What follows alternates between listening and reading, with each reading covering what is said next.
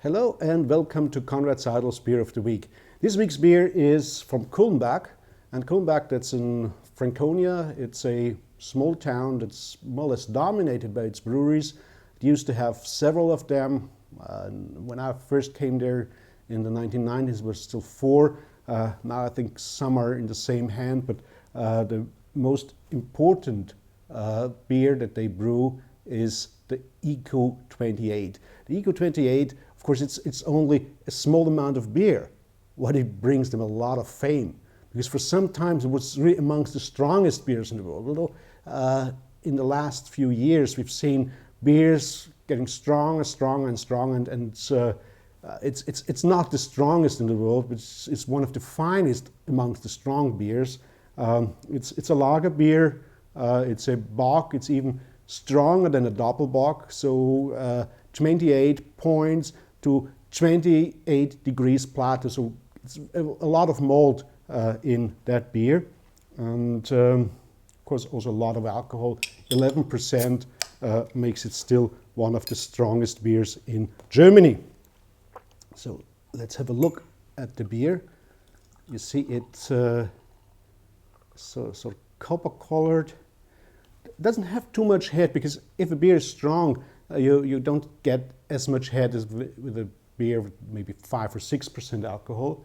You get this beautiful reddish color, copper color, and lots of aroma. I mean, that's cherries,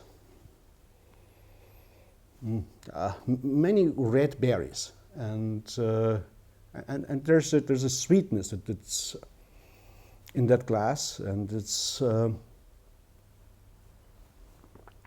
also on the palate, but not too strong. The point is, this beer is so strong that you'd expect it to be also very sweet, but it's just well balanced.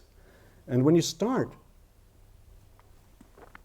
in the first sip, there's really this maltiness, but then it's also very dryish in the aftertaste. So there must be a lot of hops in it, although it's not very bitter. It's just a balance that they get. There's just a hint of sourness. There is some acidity in there. You can see there's very fine bubbles in there. And then you get this maltiness on the nose as well as on the palate. You could enjoy it as an aperitif, maybe with some snacks. And well, I'd also have ice cream with that. Vanilla ice cream would work with that.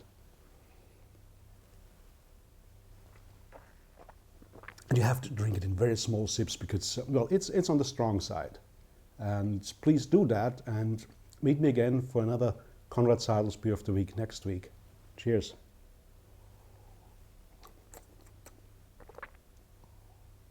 Many, many small sips, yeah.